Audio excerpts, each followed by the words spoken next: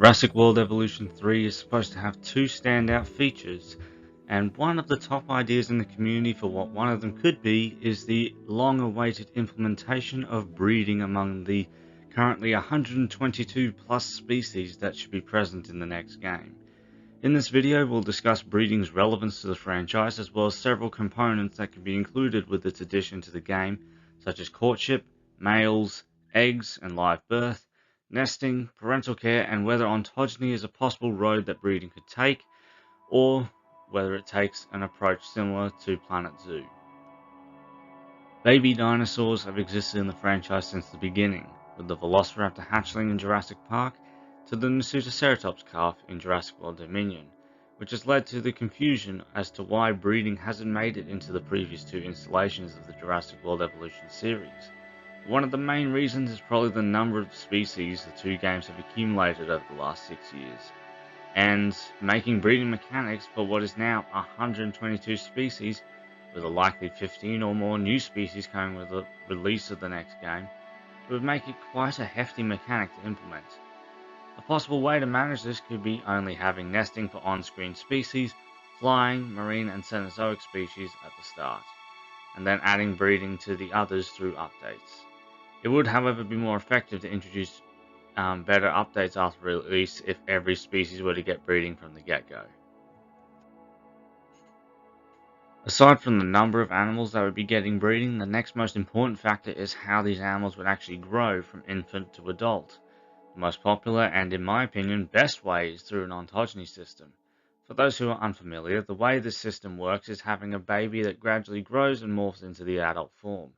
This is a process that is currently being worked on to be introduced into Prehistoric Kingdom, and they have 60 individual species in the game currently.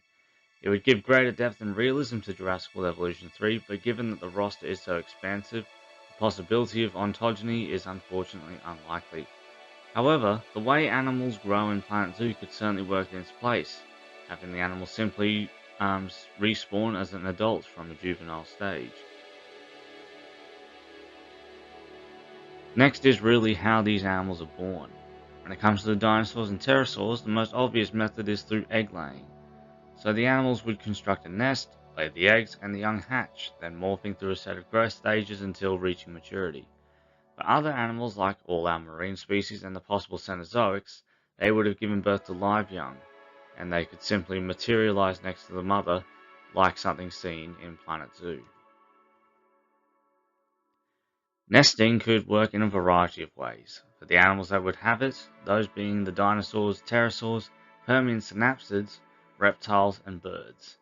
Different groups of animals would have very similar, if not identical, nest building techniques between the individual species. Like the ceratopsians all build the same, dromaeosaurs build the same, sauropods build the same, and pteranodontidae pterosaurs will build the same, etc. Nests can be constructed in different ways by different species, with the large majority probably being made from dirt or sand, and possibly even gravel with sticks, leaves, and fronds as decor and cushioning for the eggs.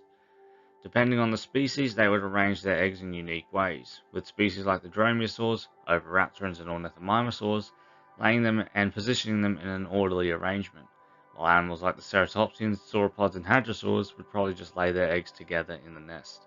And pterosaurs, I would imagine, would lay their eggs in a clutch. Courtship is the best alternative for the conceiving of young in the game, with a male animal performing to a female through a dance, a colourful display, or for many species like ceratopsians, battling rivals for access to the females. There is plenty of room for creativity with how some of these animals were caught.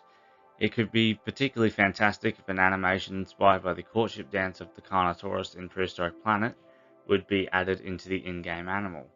As for some other species, the plesiosaurs could probably swim around in an orchestrated dance routine.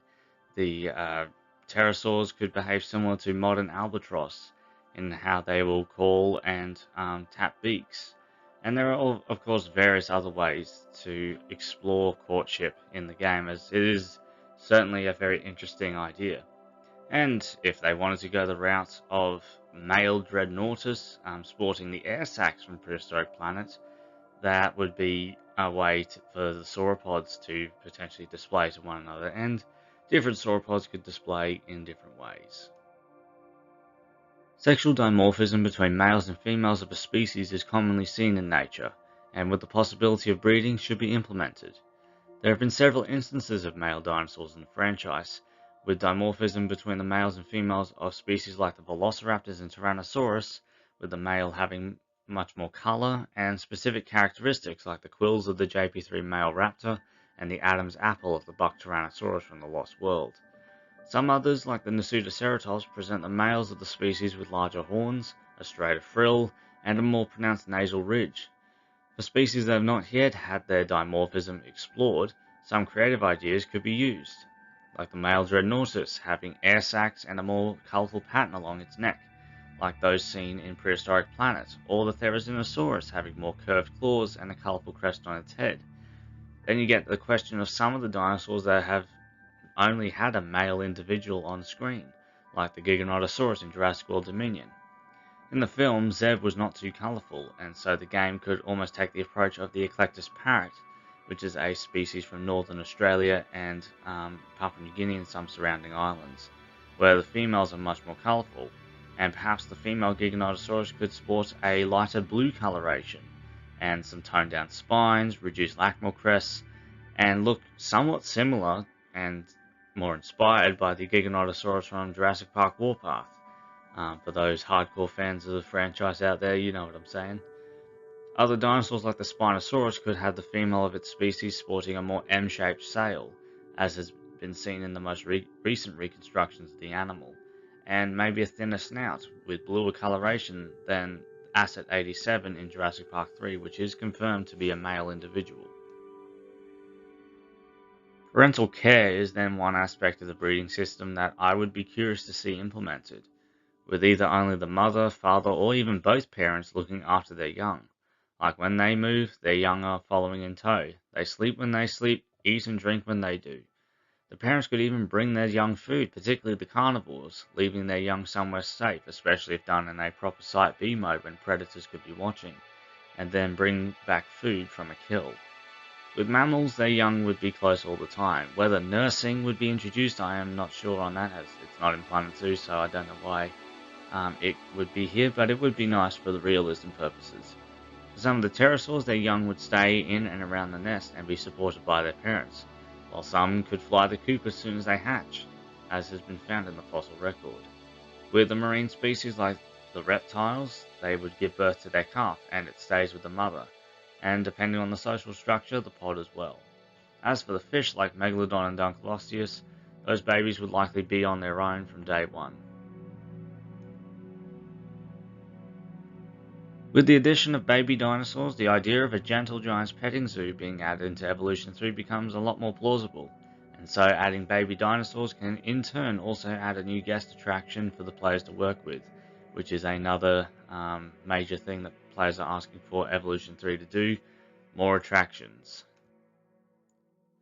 And yes, that is, well, all I have to say on the discussion of breeding being introduced into Evolution 3. There's a lot of ideas to cover there, and it would be a pretty hefty system to implement, but given Frontier has said that there are two standout features, I would not be surprised if breeding were to be one of them, as has been highly requested by the players for years now, since Evolution 1, and I think with a third game, I think it's about time that we got it. But let me know your thoughts in the comments down below. Any other aspects to the breeding system you think could also be implemented that I have not covered, leave those down in the comments.